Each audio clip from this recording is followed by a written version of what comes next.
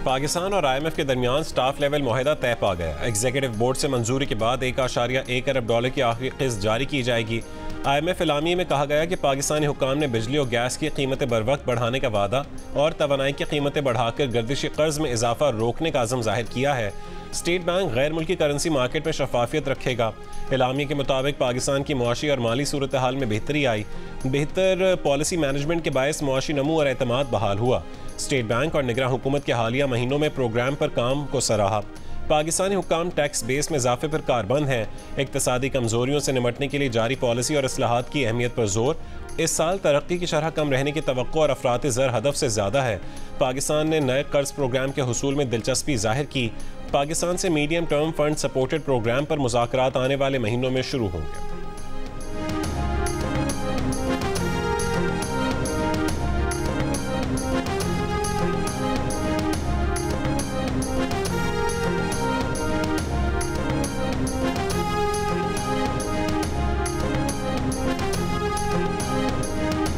वज़ीर आज़म शहबाज शरीफ की ज़ेर सदारत वफाकी काबीना का इजलास। काबीना इजलास में मुआशी टीम तवानाई शोबे के गर्दिशी कर्ज पर ब्रीफिंग देगी। तवानाई सेक्टर के गर्दिशी कर्ज सब्सिडीज़ पर वजारत ख़जाना और वजारत तवानाई की ब्रीफिंग तैयार।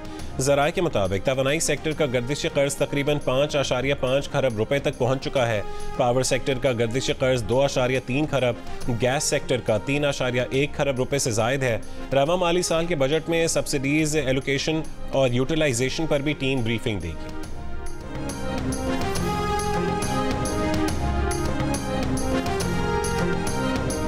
क्या एक हेड कांस्टेबल के बयान पर साबिक वजीर आजम को गद्दार मान लें? खुदा का खौफ करें, किस तरफ जा रहे हैं? असल दहशतगर्दों को पकड़ते नहीं, रैलियों वालों के पीछे लगे हैं। सुप्रीम कोर्ट के जस्टिस जमाल मंदोखेल के 9 मई के मुल्ज़मान की जमानतों के केस में रिमार्क्स। जस्टिस जमाल खान मंदोखेल ने सवाल किया कि आपको पता है कि दहशतगर्दी की दफात किन हालात में लगाई जाती हैं? रैलियां निकालना दहशतगर्दी कैसे हो गई?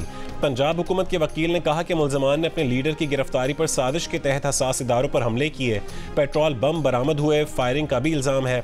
जस्टिस हसन अजहर रिजवी ने सवाल किया कि जिन मुल्ज़मान पर फायरिंग का इल्ज़ाम है उनसे कोई असलहा बरामद हुआ? पुलिस एहलकार जख्मी हुआ? शवाहिद क्या हैं? क्या CCTV कैमरों से शनाख्त हुई? तफ्तीशी अफसर ने जवाब दिया कि मुजाहिरीन ने हमजा कैंप और दीगर मकामात के कैमरे तोड़ दिए थे, जिस पर जमाल खान मंदोखेल ने कहा कि इसका मतलब है कि मुल्ज़मान के खिलाफ कोई सबूत नहीं है, सिर्फ पुलिस वालों के बयानात हैं। वाक़या रावलपिंडी का है और गवाह स्पेशल ब्रांच लाहौर का कांस्टेबल है। रियासत माँ बाप की तरह होती है। माँ बाप नाराज हों तो बच्चों को एक आध थप्पड़ मारकर राजी कर लेते हैं। अदालत ने 5 मुल्ज़मान जमानत बाद इस गिरफ्तारी की दरख्वास्त से मंजूर कर ली।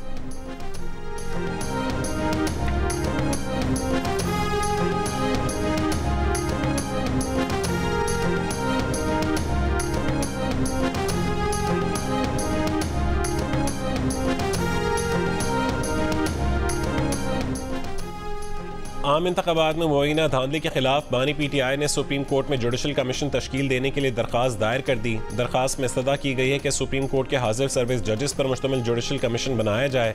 जुडिशल कमीशन आम इंतखाबात को ऑडिट और उसके बाद होने वाले नताइज का ऑडिट करे। मुल्क में बनने वाली वफाकी और सूबाई हुकूमतों को फौरी काम से रोका जाए। जुडिशल कमीशन की रिपोर्ट को पब्लिक किया जाए।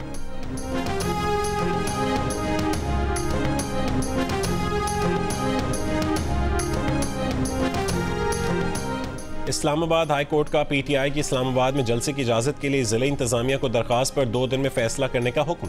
कहा कि 2 दिन में फैसला करके रिपोर्ट इस्लामाबाद हाई कोर्ट में जमा करवाएं। PTI इस्लामाबाद के सदर आमिर मुगल ने जलसे की इजाज़त की दरख्वास्त दायर कर रखी है। आमिर मुगल की जानिब से वकील शेर अफजल मरवत इस्लामाबाद हाई कोर्ट में पेश हुए।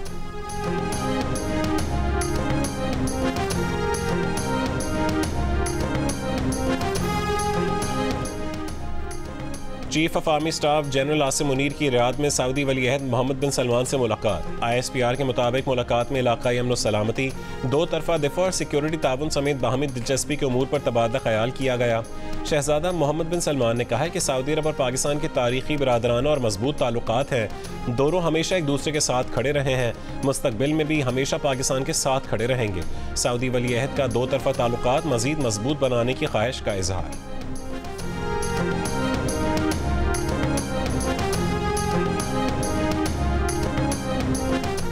वज़ीर आला पंजाब मरीम नवाज की ज़ेर सदारत दस्तक प्रोग्राम का जायजा इजलास।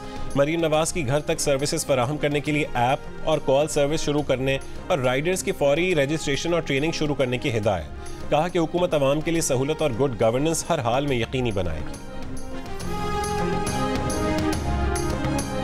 हरनाई में कोयला कान हादसे में 4 मजीद कानकनों की लाशें निकाल ली गईं।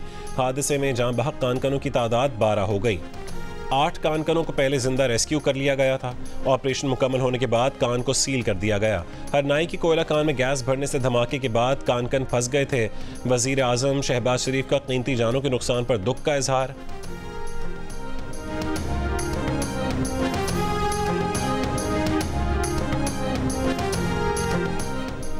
पाकिस्तान दुनिया का दूसरा सबसे ज्यादा फजाई आलूदगी वाला मुल्क करार। पहले नंबर पर बांग्लादेश और तीसरे पर भारत है। फजाई आलूदगी से मुतालिक आलमी इदारे AQI की रिपोर्ट के मुताबिक इस्लामाबाद फजाई आलूदगी में दुनिया भर के दारुल हुकूमतों में 90 नंबर पर है। पाकिस्तान में फजाई आलूदगी के लिहाज से लाहौर का पहला, फैसलाबाद का दूसरा, पेशावर का तीसरा, रावलपिंडी का चौथा, कराची का 5वां और इस्लामाबाद का 6ठा नंबर रहा। पाकिस्तान 2023 में 3 सबसे ज़्यादा स्मॉग ज़दा ममालिक में शामिल है। हवा में मुज़र सेहत ज़रात की मकदार मुजवज़ा हद से तकरीबन 15 गुना ज़्यादा रिकॉर्ड की गई। फसलें जलाना, जंगलात की कटाई, कारखानों, गाड़ियों और भट्टों का धुआं फ़ज़ाई आलूदगी का सबब है।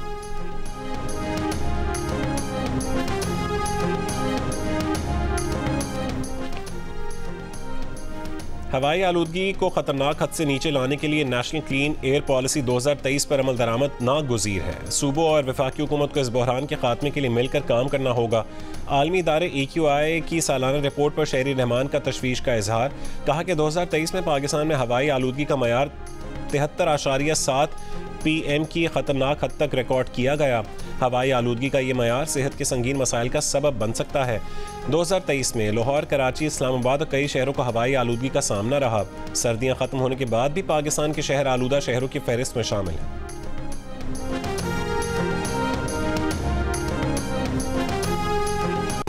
लाइब्रेरी के हालात आप खुद देख रहे हैं, कितनी माना खस्ता हाल लगी पड़ी है। किताबें देख रहे हैं, यहाँ दीमक लगी पड़ी है, यहाँ बहुत पुरानी हो गई, बरसात में बहुत बुरा हाल हो गया है। इस लाइब्रेरी की बहुत बड़ी बदकिस्मती है कि अभी तक इसको कोई ऐसी ग्रांट मुहैया नहीं हुई जो इसके तरक्याती मंसूबों को बरवे कार लाया जा सके। सक्कर की जनरल लाइब्रेरी की 80,000 तारीखी कुतब पर मुश्तमिल इल्मी ख़जाना फफूंदी और दीमक की नज़र होने लगा। गुज़िश्ता बरसात में लाइब्रेरी की इमारत खस्ताहाली का शिकार हुई। फंड्स की कमी के बायस जनरल लाइब्रेरी के लिए किताबों की आखिरी खरीदारी 2006 में की गई थी, जबकि तमाम अखबारात भी बंद हो चुके हैं। मुलाजमीन की कमी की वजह से लाइब्रेरी की नायाब कुतब धूल, मिट्टी और जालों में अटी नजर आती हैं।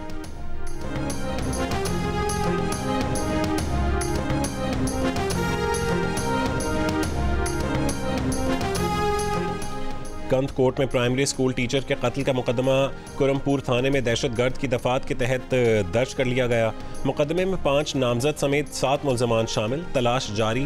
पुलिस के मुताबिक टीचर के कत्ल में डाकू सद्दाम नंदवानी का गैंग मुलव्विस है। प्राइमरी स्कूल टीचर और नंदवानी ग्रुप के दरमियान दुश्मनी थी। टीचर के कत्ल के बाद पुलिस का ऑपरेशन। पुलिस और डाकुओं के दरमियान फायरिंग का तबादला। 1 डाकू हलाक, 1 जख्मी। दौरान ऑपरेशन डाकुओं के मुतादिद ठिकाने तबाह, मुतादिद मुश्तबा अफराद ज़ेर हिरासत। साबिक अमरीकी सदर डोनाल्ड ट्रंप के दामाद और सीनियर खारजा पॉलिसी के मुशीर जैराड कुशनर ने इसराइल को गजा से फ़लस्तीनी आबादी को मुकम्मल तौर पर मुंतकिल करने का मशवरा दे दिया। अमरीकी यूनिवर्सिटी में गुफ्तगू करते हुए जैराड कुशनर ने गजा की साहिली पट्टी को कीमती प्रॉपर्टी करार देते हुए तजवीज़ पेश की कि इसराइली हुकूमत को गजा की साहिली पट्टी को दोबारा तैयार करते हुए फ़लस्तीनियों को शुमाली इसराइल में मौजूद सहराए नेगियो में मुंतकिल कर देना चाहिए।